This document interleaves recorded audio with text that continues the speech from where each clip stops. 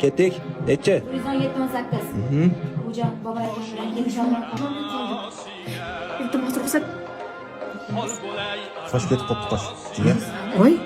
Hazırlash. Rostdan ham qo'shib ketib qopti. Iya. Yurib bir qizim. Yaxshi bo'lyapti. Voy tavba. Xullas 1 soat vaqtimiz sarflab asal qilib bo'yab olgan qoshim syomkada o'chib ketib sharmanda qilsa bo'ladimi shunaqa. Bu problemani srochni yechimini topmasam bo'lmadi va Instagram orqali har doim ishlarini kuzatib borayotgan bitta zo'r qosh masterini yonlariga keldim. Ularning yonlariga kirishim bilan dardimni to'kib soldim. Syomkada bo'lgan voqeani aytib bergandim, avohliroq emasmi deb Sug'diyona deb ustimdan kuldilar. Xullas настроенияni ko'tarib olib ishni boshladik.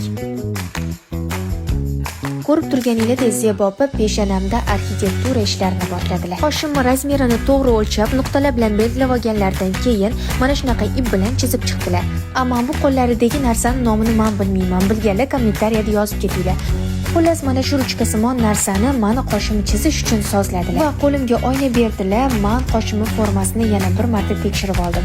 Menga yoqdi va ishni boshladik. Qosh, ko'zim, sochlarim rangi korичневый bo'lgani uchun qoshimga ham korичневый rang tanladim. Natijani ko'ringlar o'rtoqlar. Ha, bu aynan men xohlayotgan qosh. Yengil pudroviy effekt endi o'chib ketmaydi. Omadim kelib master ham dodasini tanlab meni o'ldim ichimda. Ularning ishlarini ishonch bilan tavsiya qilaman sizlarga.